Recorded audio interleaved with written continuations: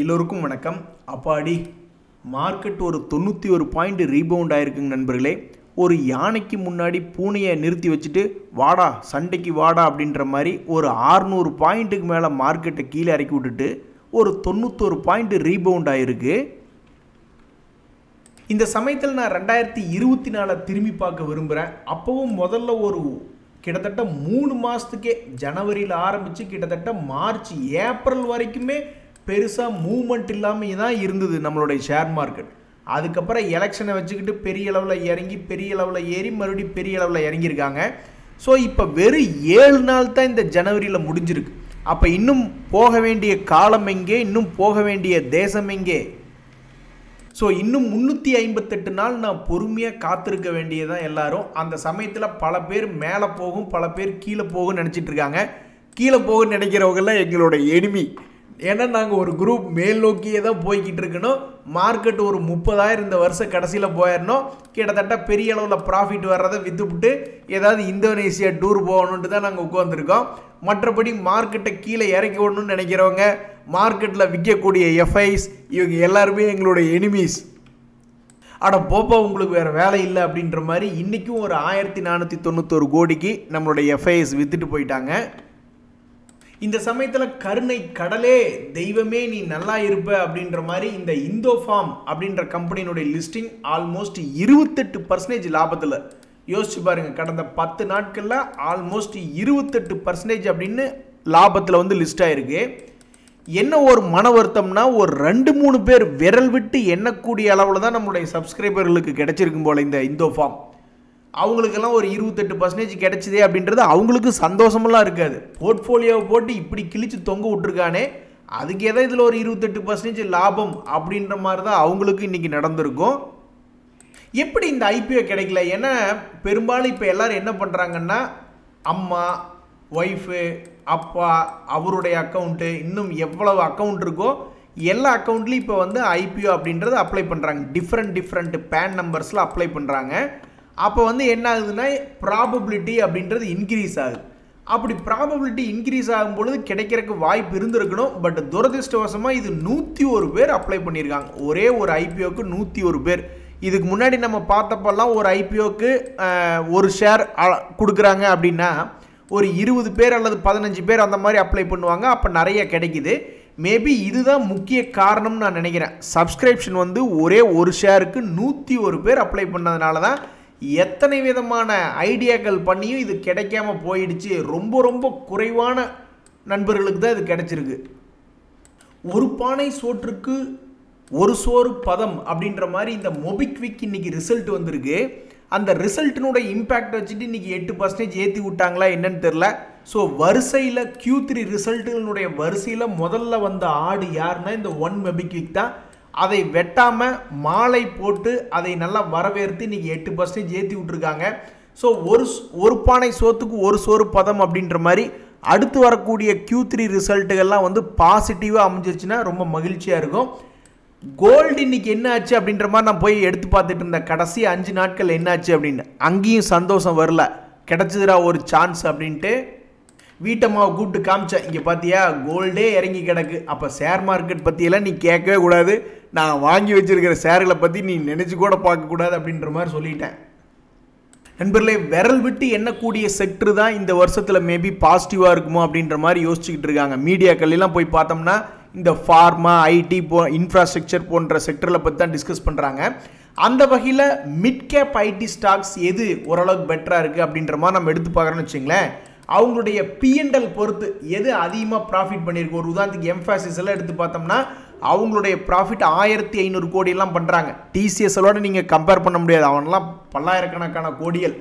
அதே மாதிரி இந்த எல்டிடிஎஸ் அப்படின்றத எடுத்து பார்த்தீங்கன்னா அவன் ஒரு 1256 கோடி. இந்த மாதிரி அவங்க பண்ணக்கூடிய ப்ராஃபிட்டை வச்சு நம்ம அடுக்கணும்னு வச்சிங்களேன், இந்த மாதிரியான ஒரு இடத்துக்கு தான் வர்றாங்க.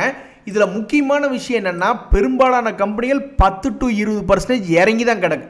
ஸோ இந்த 2025 இவங்களுடைய பழைய ஹை ரேட் வந்துனாவே கிட்டத்தட்ட இந்த ஐடி மிட் கேப் ஸ்டாக்ஸ் எல்லாம் ஒரு 30-40% ஏறி வரணும். அந்த மாதிரி ஏறி வருதா? ஒரு உதாரணத்துக்கு இந்த LTTS அப்படின்றது பார்க்குறோம். இவன் 2024 நல்லா ட்ராப் ஆகிட்டு மறுபடியும் கிட்டத்தட்ட 50% சம்பாரிச்சு கொடுத்தான். மறுபடியும் இந்த 2025 அந்த மாதிரி இது நடக்குமா? பர்சிஸ்டன்ட் சிஸ்டம் எல்லாம் பாவம் மிகவும் துக்ககரமாக அவன் ஆல்ரெடி மேலே தான் இருக்கான். ஸோ இது போன்ற ஐடி மிட் கேப் பங்குகள் தொடர்ந்து கீழே இறங்கி கிடக்கிறானே, அவன் மேல் நோக்கி ஏறி வருவானா அப்படின்ற ஒரு எதிர்பார்ப்பு தற்போதைக்கு ஷேர் மார்க்கெட்டில் போயிட்டுருக்கு. அதுலேயும் குறிப்பாக இந்த Naukri, Tata tech, KPIT tech எல்லாம் என்ன பண்ணுவாங்க அப்படின்றத பொறுத்து இருந்து தான் பார்க்கணும். ஸோ நீங்கள் மிட் கேப் ஐடி பங்குகள் ஓரளவுக்கு ப்ராஃபிட் அதிகமாக பண்ணக்கூடிய பங்குகள் அப்படின்ற மாதிரி பார்த்துக்கிட்டு இருந்தீங்கன்னா இது போன்ற பங்குகள்லாம் அதிகமாக P&L அப்படின்றது பண்ணிக்கிட்டு இருக்கு. நீங்கள் எந்த ப்ரொஃபஷனாக இருந்தாலும் சரி, ஒரு வக்கீலாக கூட இருக்கலாம் அல்லது ஒரு டாக்டராக கூட இருக்கலாம், எவ்வளோ பெரிய ப்ரொஃபஷனலாக எவ்வளோ பெரிய மெச்சூரிட்டியாக இருந்தாலும் உங்களுக்கெல்லாம் மிகப்பெரிய ஸ்ட்ரெஸ்ஸு, டென்ஷன் எல்லாத்தையும் கொண்டு வர்றதா இந்த ஷேர் மார்க்கெட். ஒரு நண்பர் சொல்கிறாரு, இந்த மாதிரி 2 லட்ச ரூபாய் வச்சுக்கிட்டு நான் ஷேர் மார்க்கெட்டுக்குள்ளே வந்தேன், ஏவரேஜ் பண்ணுறேன்னு பேர் வழியில் கிட்டத்தட்ட 6 லட்ச ரூபா உள்ளே போய் உட்காந்துருக்கு, ஆனால் இப்போவும் நான் லாஸில் தான் இருக்கேன் அப்படின்றாரு. ஆனால் இந்த மாதிரி ஏவரேஜ் பண்ணி நான் பெரும்பாலும் யாரும் ஆக்சுவலாக லாஸில் பார்த்ததில்லை. எப்படி அப்படின்னு பார்த்தீங்கன்னா, Nifty 50 இண்டெக்ஸில் வாங்குறவங்க ஏதாவது ஒரு பாயிண்டில் திரும்பி அவங்க போட்டிருக்கிற பணம் திடீர்னு லாபத்துக்கு வரதான் செஞ்சுருக்கும். இப்போ கூட சமீபத்தில் அதனுடைய உதாரணத்தை என்னால் காட்ட முடியும். அல்லது ஏதாவது ஒரு லீடிங் கம்பெனிகள், ஒரு உதாரணத்துக்கு ஸ்டேட் பேங்க் ஆஃப் இந்தியா திவால் ஆகிடுமா? ஆகிறதுக்கு வாய்ப்பு ரொம்ப கம்மி. அப்போ ஸ்டேட் பேங்க் ஆஃப் இந்தியா இறங்கக்கூடிய ஒவ்வொரு சமயத்திலும் அது எப்படி வேணாலும் இருக்கலாம். ஒரு 50 டேஸ் மூவிங் ஆவரேஜாக இருக்கலாம், அல்லது 21 டேஸ் மூவிங் ஆவரேஜாக இருக்கலாம், அல்லது 1 இயர் சப்போர்ட் 152 வீக் லோ, அல்லது 3 months லோ, அல்லது 1 இயர் லோ, அல்லது மல்டி இயர் லோன்னு ஒவ்வொரு லோலையும் பொறுமையாக ஒவ்வொரு சப்போர்ட்லையும் எடுக்கும் பொழுது அது பெரிய அளவில் நஷ்டம். அதாவது மேல் நோக்கி வாங்கினதெல்லாம் மேபி நஷ்டமாக இருக்கலாம், ஆனால் கீழே வாங்கினதெல்லாம் அப்பப்போ மேல் நோக்கி ரிலீஸ் பண்ணி விட்டுக்கிட்டே இருக்கும் நம்மளை. இந்த மாதிரி நீங்கள் யோசிச்சு பார்த்தீங்களா, இல்லை எப்படி ஏவரேஜ் பண்ணீங்க அப்படின்றது புரியல. பட் உங்களுக்கு தெரியாத சட்டம் ஒன்றும் இல்லை. உங்களுக்கெல்லாம் இந்த டிப்ரெஷன், டென்ஷன் எப்படி ரிலீவ் பண்ணுறதுன்னு உங்களுக்கு தெரியும். ஏன்னா நீங்களே ஒரு டாக்டர். ஆஹா, ஒரு நண்பர் சொல்கிறார், ஸ்பாந்தனா ஸ்பூர்த்தி அப்படின்ற ஒரு ஷேரில் ஒரு ஒளி தெரியுதே அப்படின்னு. அது தப்பாச்சே, அது எப்படி அந்த ஒளி தெரியுது அப்படின்னு தெரியல. அதாவது கிட்டத்தட்ட 80%, 70 to 80% இறங்கிட்டு இப்போ தான் ஒரு 20%க்கு மேலே இந்த ஸ்பாந்தனா ஸ்பூர்த்தி அப்படின்றது ஏறுறான். ஆனால் இந்த கம்பெனி என்ன அப்படின்றது நீங்கள் பழைய வரலாறு எடுத்து பார்க்கணும். இந்த ஷேரை வச்சுருக்கிறவங்களுக்கு என்னையா 80% இறங்கிடுச்சு இந்த ஷேர், நம்மளுக்கெல்லாம் ஒரு அதிர்ச்சியாக இருக்கும்.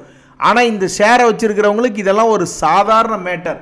ஏன்னு கேளுங்க, இவனுடைய கடந்த கால வரலாறு அப்படின்றத எடுத்து பார்க்கும் பொழுது இதுக்கு முன்னாடியே இதே மாதிரி கிட்டத்தட்ட 80% இறங்கினவன் தான்.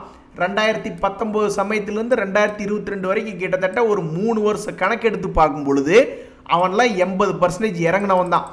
அதுக்கப்புறம் என்ன பண்ணான்னா கிட்டத்தட்ட 2 வருட கால அளவில் 300%க்கு மேலே சம்பாரிச்சு கொடுத்துருக்கான். கிட்டத்தட்ட வெறும் 200 ரூபா ரேஞ்சுக்கு போயிட்டு 1200 ரூபா, 1300 ரூபா, 300% என்பது சம்பாரிச்சு கொடுத்துருக்கான்.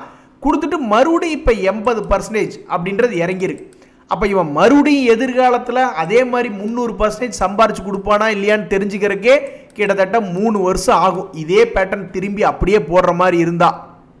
எனிவே, சுவர் இருந்தால்தான் சித்திரம் வரைய முடியும் அப்படின்ற மாதிரி இதுக்கு முன்னாடியெல்லாம் ஏன் அப்படி ஏறி வந்தான்னா ஒரு பெரிய லாஸ் அப்படின்றத பண்ணிட்டு அதுக்கடுத்து வரக்கூடிய குவார்ட்டர்களில் லாபம் பண்ணிக்கிட்டே வந்தான்.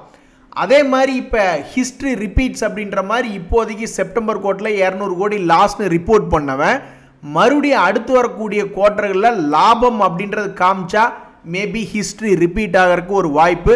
இல்லைன்னா மண்ணோட மண்ணாக புதஞ்ச ஷேர். ஆமாங்க, 80% இறங்கிடுச்சு, மூக்கு வரைக்கும் முழுங்கிட்டோம்.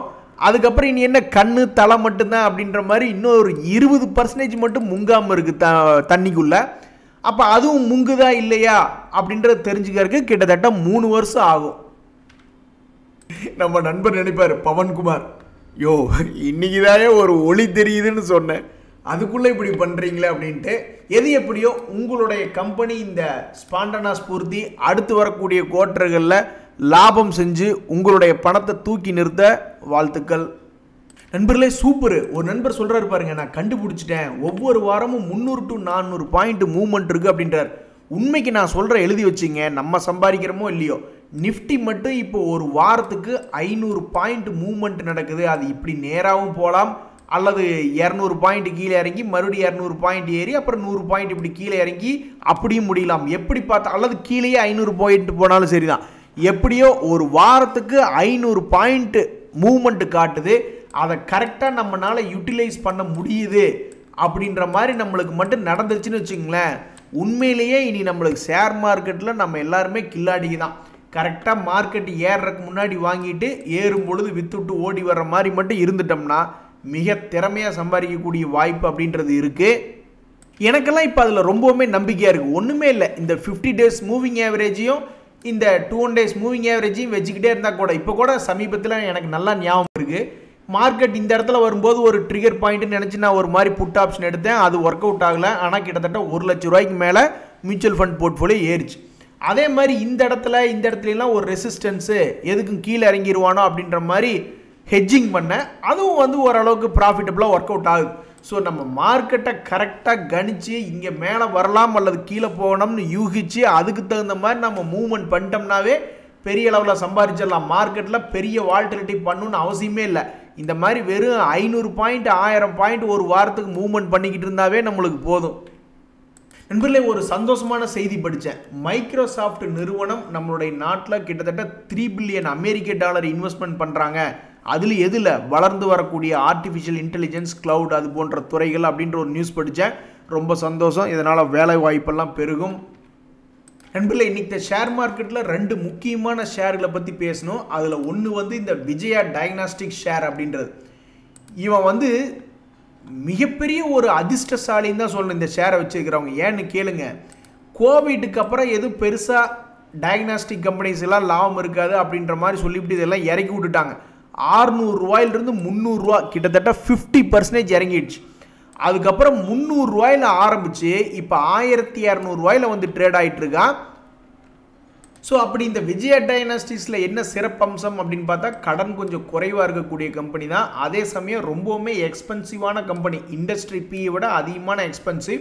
பட் அவனுக்கு என்ன உதவி செஞ்சுருக்கு அப்படின்னு பார்த்தீங்கன்னா, அவனுடைய குவார்ட்டர்லி ரிசல்ட் என்னதான் இனி கோவிட் இல்லைனாலும் இவன்லாம் என்ன சமாளித்து வாழ்ந்துருவானா அப்படின்னு எதிர்பார்த்துட்டு இருந்த சமயத்தில் நான் வாழுவேண்டா அப்படிங்கிற மாதிரி இவன் தொடர்ந்து அவனுடைய ப்ராஃபிட் வந்து ஒரு ஏர்னிங்ஸ் க்ரோத்லேயே இருந்திருக்கு. 85 கோடி 120 கோடின்னு அவனுடைய ப்ராஃபிட் ஏர்னிங்ஸ் தொடர்ந்து இருந்துக்கிட்டே இருந்தது.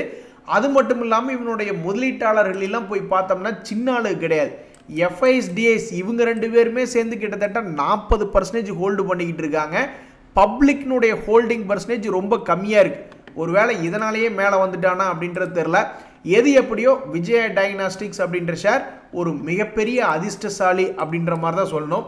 அதே மாதிரி இந்த ஆர்சிஎஃப் அப்படின்ற ஷேர் இன்றைக்கி ஓரளவுக்கு நல்லா மேல் நோக்கி வந்திருக்கான்.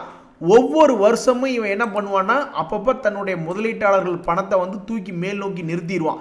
அந்த வகையில் இப்போ இன்றைக்கி என்ன செய்தி அப்படின்னா, 200 டேஸ் மூவிங் ஆவரேஜை தாண்டி நிறுத்தியிருக்கான். எப்படி இதுக்கு முன்னாடியெல்லாம் அடிக்கடி பணத்தை தூக்கி நிறுத்தினானோ அதே மாதிரி இந்த 2025 ஒரு 30-40% சம்பாரிச்சு கொடுத்துட்டா ரொம்ப மகிழ்ச்சியாக இருப்பாங்க.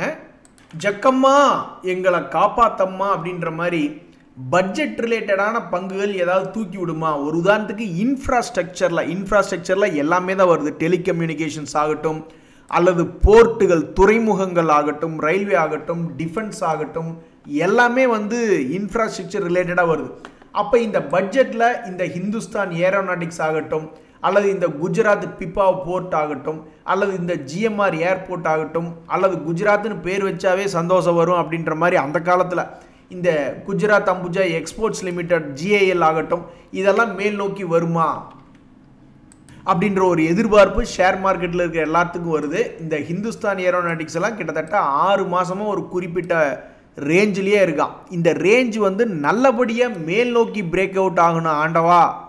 அதே மாதிரி இந்த குஜராத் பிபாவ் போர்ட் இது வந்து ஒரு காலத்தில் எனக்கு ஞாபகம் இருக்குது, ஏதோ ஒரு சமயத்தில் வந்து பட்ஜெட்டில் போர்ட்டுகள் சம்மந்தம் பற்றி பேசினாங்க. உடனே இந்த ஷேர் வந்து ஓரளவுக்கு மூவ்மெண்ட் அப்படின்றது. ஆனால் அதே மாதிரி இப்போ வரக்கூடிய பட்ஜெட்டில் போர்ட்டுகள், துறைமுகங்கள் டெவலப்மெண்ட் பற்றி ஏதாவது ஒன்று பேசி இவனுக்கு தூக்கி விடுவாங்களா, அல்லது ஜிஐஎல் குஜராத் அம்புஜா எக்ஸ்போர்ட்ஸ் லிமிடெட் தூக்கி விடுவாங்களா, அல்லது ஜிஎம்ஆர் ஏர்போர்ட் அப்படின்னு மக்கள் காத்துக்கிட்டு இருக்காங்க. இருந்தாலும் எவனாக இருந்தாலும் அவனுடைய பர்ஃபார்மன்ஸில், ஏன்னா பட்ஜெட் எப்போ வருஷத்துக்கு ஒரு தடவை வருது, ஆனால் குவார்ட்டர்லி ரிசல்ட் ஒரு வருஷத்துக்கு 4 தடவை வருது. அப்போ நீ அவன் பர்ஃபார்மன்ஸில் மேல் நோக்கி ஏறி வந்ததுனா தான் மகிழ்ச்சி. இப்போ இந்த ஜிஎம்ஆர் ஏர்போர்ட்ஸ் இருக்குது, இது வந்து பட்ஜெட்டில் ஏதாவது சொல்லுவாங்கன்னு பார்க்குறத விடவும் இவனுடைய பர்ஃபார்மன்ஸ் Q3 நல்லபடியாக வந்து இவனை மறுபடியும் 100 ரூபா தூக்கி விட்டா பரவாயில்ல. பாவம் இந்த எக்ஸைட் இண்டஸ்ட்ரீஸ் அப்படின்ற ஷேர் வச்சுருக்கிறவங்க ரொம்பவுமே ஃபீலிங்ஸாக இருப்பாங்க. ஏன் அந்த ஃபீலிங்ஸ் அப்படின்னு கேட்டால், அவங்களுக்கு திடீர்னு ஒரு லாட்ரி சீட்டில் டிக்கெட்டு விழுந்த மாதிரி ஒரு ஆர்டர் ஒன்று கிடச்சி, ஒரு அக்ரிமெண்ட் ஒன்று கிடச்சிதுன்னு நினைக்கிறேன். அந்த நியூஸ் வந்த உடனே அதுக்கப்புறம் ஏற ஆரம்பித்தவன் தான். 160 ரூபாயிலிருந்து 300 ரூபா போனால், 300 ரூபாயிலிருந்து 600 ரூபா போனால், 600 ரூபா போயிட்டு இப்போ 50% பணத்தை லாஸ் பண்ணி விட்டுருக்கு இந்த கும்பா குட்டி. 600 ரூபாயிலிருந்து வந்து 400 ரூபாயில் ட்ரேட் ஆகிட்டு இருக்கு. ஸோ இனிமேல் இதனுடைய எதிர்காலம் என்ன, அடுத்து வரக்கூடிய வருடங்களில் இது மறுபடியும் 600 ரூபாயாவது திரும்பி எட்டி பிடிக்குமா? 100 ரூபா வந்துச்சுன்னா கண்டிப்பாக வாங்குறக்கு ஆளுகள் லைனில் நிற்க தான் செய்வாங்க. பட் அது முக்கியம் இல்லை. 100 ரூபா வரைக்கும் பல பேர்த்தினுடைய மனசை நோகடிச்சு 100 ரூபா போயிட்டு மறுபடியும் 600 ரூபா வர்றது முக்கியம் இல்லை. இங்கிருந்தே எப்படியாவது ஏறுவானா, 600 ரூபா போவானா அப்படின்னு தான் மக்கள் பார்த்துக்கிட்டு இருக்காங்க.